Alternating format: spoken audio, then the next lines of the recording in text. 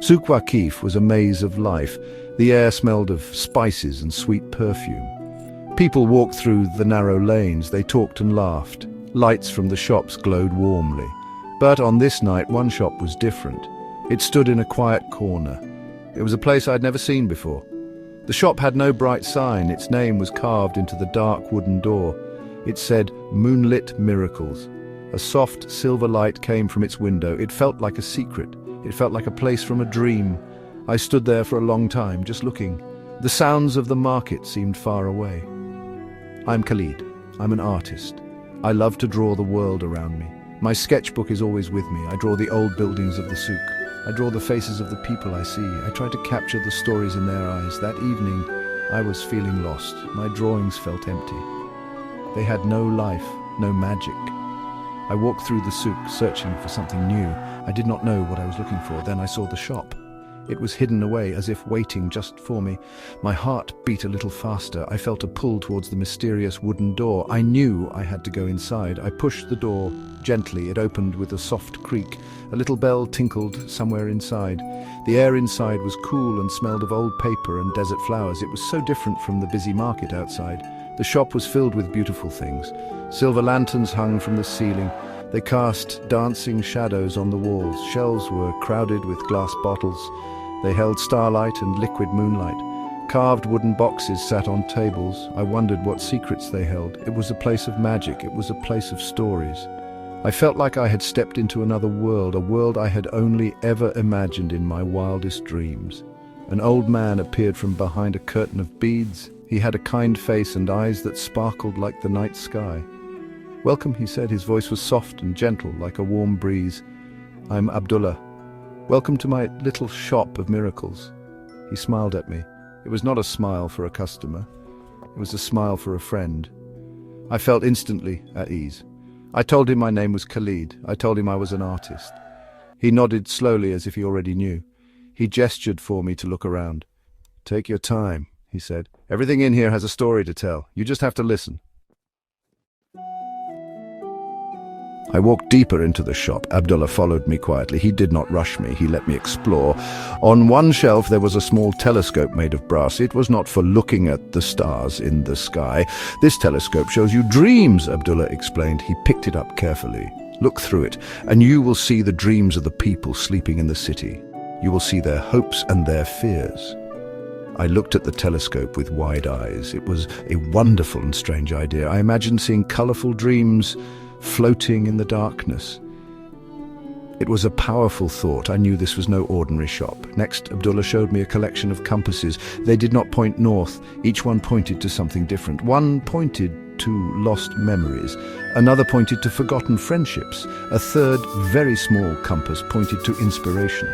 "This one is for artists like you," Abdullah said, holding the small compass in his palm. "When you feel lost, when your page is empty, this compass will guide you. It will lead you to a sight or a sound that will fill your heart with ideas." I thought about my empty sketchbook. I thought about how lost I had felt. This little object seemed to promise a solution. Then he led me to a corner filled with hourglasses. The sand inside them was not sand at all. In one, tiny, shimmering stars fell instead of grains. Abdullah turned it over. "This one measures happy moments," he said, "not minutes or hours." Another hourglass was filled with fine silver dust. "This one holds echoes of laughter," he said with a smile. Each object was more magical than the last.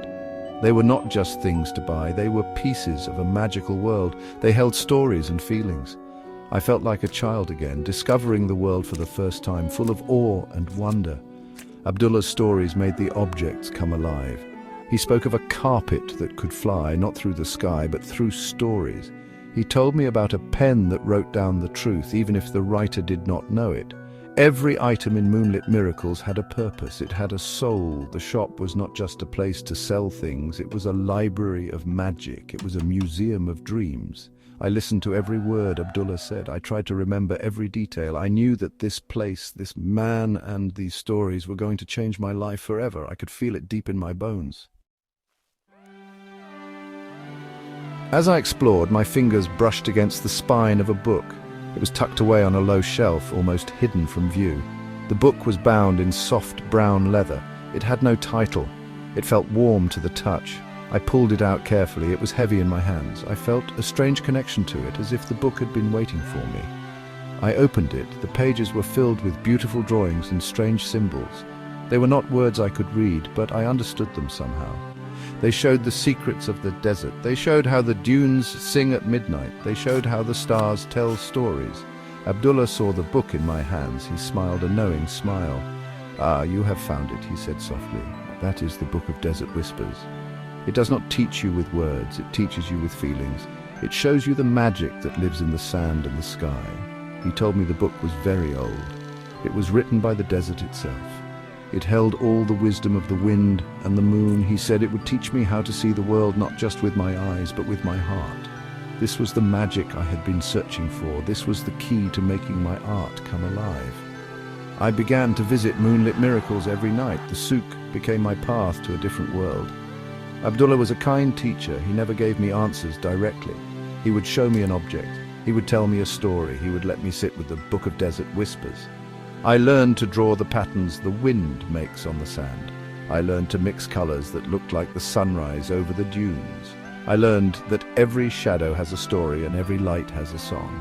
My sketchbook started to fill up again, but this time the drawings were different. They were full of life. They were full of magic. My art began to change. I was not just drawing what I saw anymore.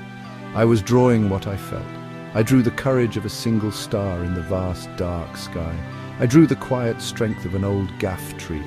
My lines became more confident. My colors became more vibrant. People started to notice my work. They would look at my drawings and say they could feel the desert heat. They said they could hear the whispers of the wind.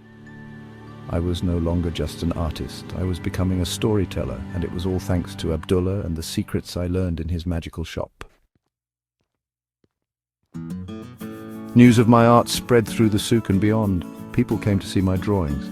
They were amazed by the magic in them. They would ask me, "How do you do it? How do you capture the soul of the desert?" I would just smile and tell them about a special place.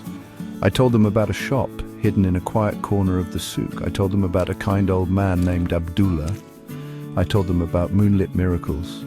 Soon others started to search for the shop. Dreamers, writers, and other artists came looking for the place that had inspired me so much.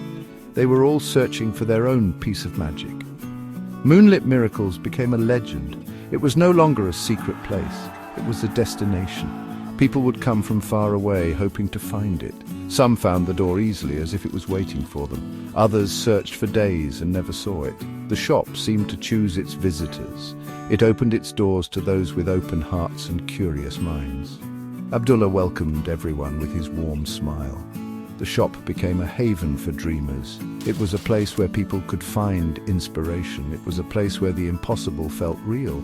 The little shop filled the souq with a new kind of magic. My life was transformed. I was no longer a lost young artist. I was a storyteller. I shared the tales of the desert through my paintings. I taught others what I had learned from the Book of Desert Whispers. I showed them how to listen to the world around them. The magical shop had not just given me inspiration, it had given me a purpose.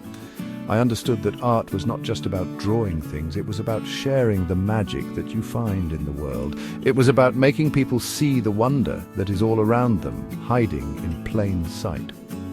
Moonlit Miracles continues to thrive in its quiet corner of souq waqif. Abdullah is still there with his sparkling eyes and his gentle voice, and I, Khalid, still visit him often. I sit with him and we drink tea and share stories. The shop gave me more than just skills. It gave me a friend, it gave me a home for my heart, it taught me that magic is real. You just have to know where to look. It lives in the kindness of a stranger, it lives in the stories we tell, and sometimes, if you are very lucky, you can find it in a little shop, glowing with a soft silver light.